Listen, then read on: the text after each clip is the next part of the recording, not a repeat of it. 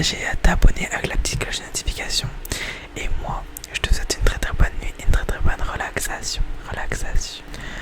L'histoire que je vais te raconter ce soir s'appelle Le supermarché ouvert uniquement la nuit. Donc installe-toi confortablement, tu peux même fermer les yeux et te concentrer sur mon chuchotement et visualiser l'histoire. Et je commence.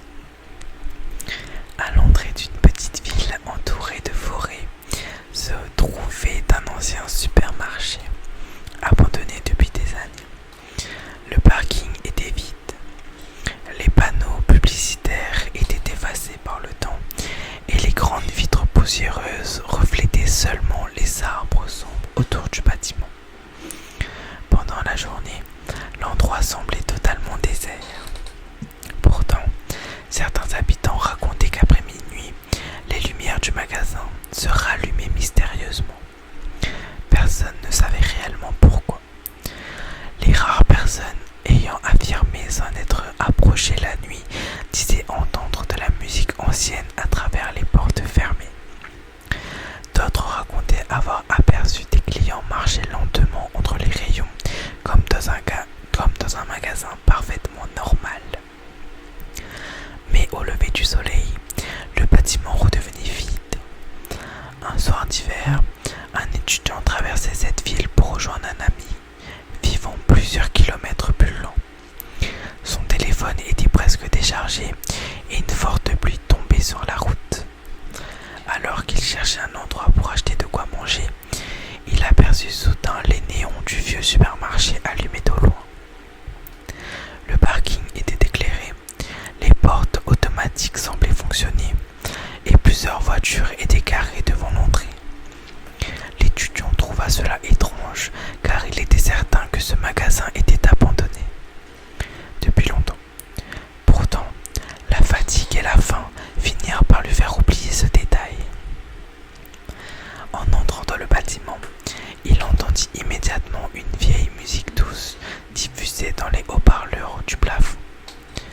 Les rayons étaient parfaitement remplis, les fruits semblaient frais, les congélateurs fonctionnaient normalement et quelques clients poussaient leurs chariots dans un silence presque inquiétant.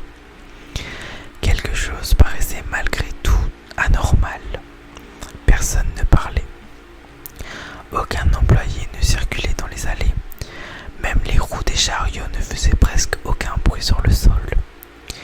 L'étudiant prit quelques produits avant de remarquer une vieille femme immobile au bout d'un rayon. Elle le regardait fixement depuis plusieurs secondes sans cligner des yeux. Puis, elle murmura lentement « Vous êtes nouveau ici ?» Sa voix semblait faible, presque lointaine. L'étudiant répondit nerveusement avant de continuer son chemin. Plus il avançait dans le magasin, plus l'atmosphère devenait étrange. Certaines allées semblaient beaucoup plus longues au début, d'autres paraissaient changer de place lorsqu'il tournait la tête. Puis il remarqua quelque chose d'impossible. Les horloges suspendues au plafond indiquaient tout exactement la même heure, minuit 13. Pas une seconde de plus, pas une seconde de moins. Comme si le temps était arrêté à l'intérieur du magasin. Le jeune homme sentit un malaise grandir lentement en lui. Il hésita alors de payer rapidement et de partir. Mais lorsqu'il arriva près des caisses, il découvrit qu'elles étaient toutes vides, sauf une. Une seule caisse était ouverte au fond du magasin. La lumière au-dessus clignotait faiblement. Il s'approcha lentement avec son panier. La caissière était une femme très âgée, portant un uniforme démodé. Son visage était extrêmement pâle et ses mains tremblaient légèrement lorsqu'elle prit les articles. Puis, elle leva doucement les yeux vers lui. « Vous ne devriez pas être ici après minuit. » L'étudiant sentit immédiatement le froid parcourir ses bras. La vieille femme continua de scanner les produits très lentement avant de s'arrêter brusquement. Le client n'aimait pas les visiteurs. Les clients n'aiment pas les visiteurs. Au même instant, toute la musique du magasin s'arrêta. Le silence devint total. Puis les lumières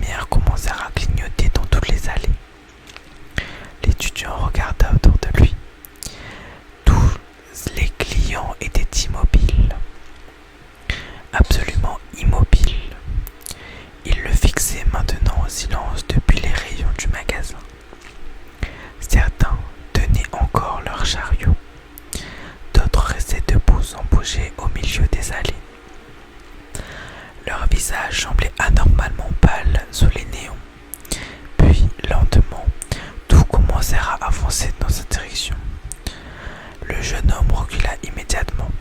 Son cœur battait extrêmement vite. Les lumières continuaient de clignoter au-dessus de lui, tandis que les silhouettes avançaient lentement sans parler. Il abandonna son panier et courut vers l'entrée principale. Mais les portes automatiques refusaient de s'ouvrir. Le parking visible derrière les vitres avait disparu. À la place, il n'y avait qu'une immense obscurité, comme si le magasin ne se trouvait plus nulle part. Puis, une annonce résonna soudain dans les haut-parleurs. Une voix déformée murmura calmement: « Le magasin va maintenant fermer ses portes. » Les lumières s'éteignirent brutalement. Pendant quelques secondes, l'obscurité fut totale. Le jeune homme entendait seulement les roues des chariots se rapprocher lentement autour de lui. Puis, une lumière rouge faible s'alluma au fond du magasin. Tous les clients étaient maintenant debout autour de lui, très proches, beaucoup trop proches. Leurs yeux semblaient entièrement noirs et aucun ne respirait. La vieille caissière apparut alors derrière lui.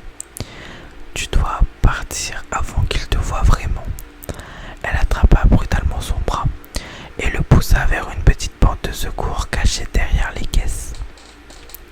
Le jeune homme courut sans se retourner. Il traversa un long couloir sombre avant de finalement atteindre l'extérieur sous la pluie glaciale. Essoufflé, il leva les yeux vers le bâtiment. Le supermarché était de nouveau abandonné. Toutes les lumières avaient disparu.